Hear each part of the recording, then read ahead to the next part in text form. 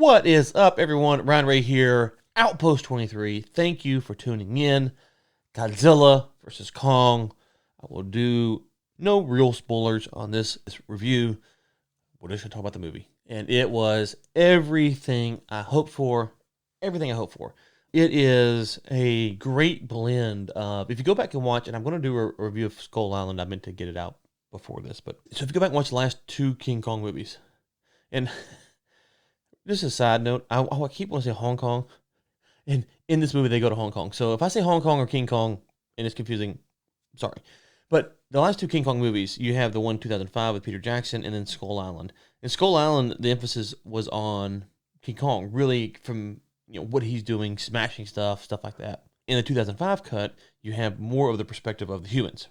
This does a perfect balance, I would say, of from the human standpoint.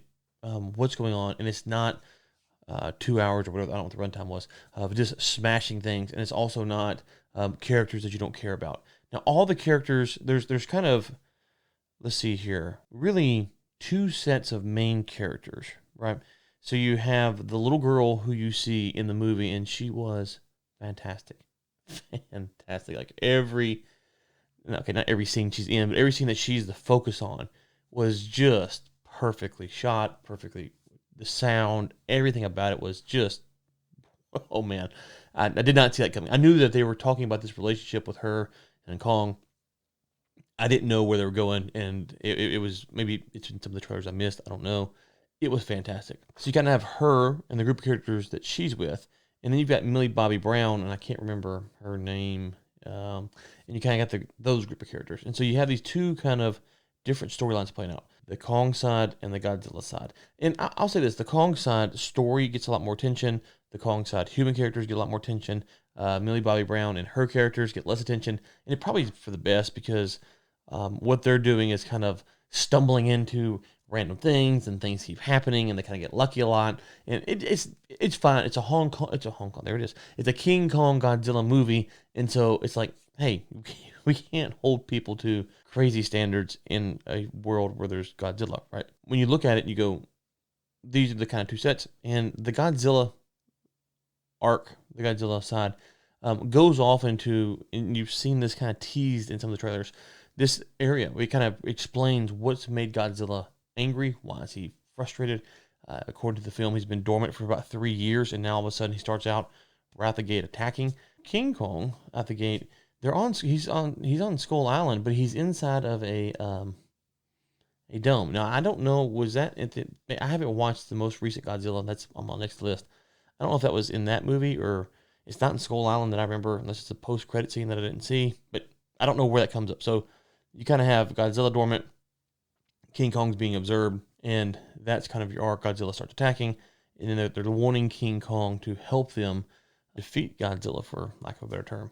And of course, there's nefarious motives from the human side. You don't know what Godzilla's motivation is really, or why he's doing what he's doing, because he doesn't talk. So when you look at it, you say, really, there's two stories.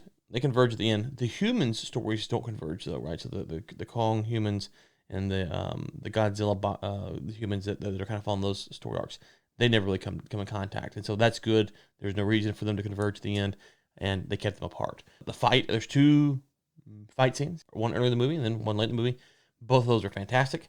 The movie predicted there would be a clear winner. There's a clear winner. It's just fantastic. Where they go on the King Kong side of things, and what they're trying to do, what they're trying to explore, it's really a cool concept and idea. I don't know if there's going to be a sequel to this. I don't know if there can be a sequel. I don't know where the sequel would go. I think movies like this, like if you go back and look at the different Godzilla films or the different King Kong films, they're just adaptations of the same story and told from a different director or writer's perspective.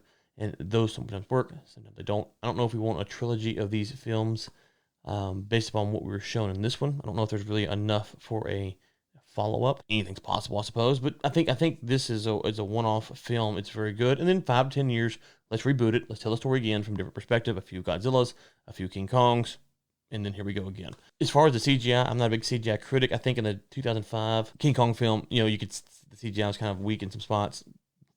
I'm not, again, someone's far better at this than me. Might have a different opinion, but I thought it was fine. I thought it looked good. And the fight scenes were just, you have one on the ocean, and that sucker was crazy. I mean, the only thing I think for the two fight scenes, there's really only two things that I would critique is that in neither one do you really grasp the fear from the human side. And the one on the ocean, you get just a snippet of it, but not enough. And definitely the one that happens in Hong Kong, there's really not a lot from the human side. You're just seeing these gargantuan giants destroy things at will, and you're just kind of mesmerized by it. And so you don't really take into account the human toll that's happening or the fear that's in the people's eyes that are experiencing this.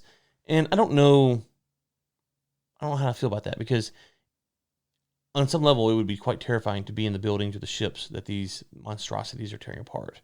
With that being said, if you tap in that too much, you might take away from the movie, right? I thought that was really good. Other than that, everything, I don't think there's not a lot of extra scenes, not a lot of wasted time. It goes, it moves, it's progressing. There are a few surprises throughout the film. The jokes when they're there are very appropriate. And there's one joke, and when you watch this, you'll see it where Kong, where he kills someone. Spoiler alert, he kills someone. I won't say more than that. He kills someone, and the way in which he kills them and the way it happens, it's comical. And it's like not like ha ha ha he killed a bunch of people, but it's appreciative. It's kind of a huh, okay, that's funny. But also it shows other parts of Kong that maybe we forget are there. As for Godzilla, I don't think he really has much depth as a character. Like he's just a killer, man. He is just a T-Rex arm killer. And that's what he should be. And that works out well. So overall, for this type of movie, it's great. There is a little, I say that the movie progresses. I think the characters on the Godzilla, Millie Bobby Brown and her crew, they're kind of more of comedic relief, if you will, kind of lighten the mood. I don't necessarily know if we needed as much of that as we got. It's fine though. It's not bad. It's just, okay. It's good. It's nothing wrong with it.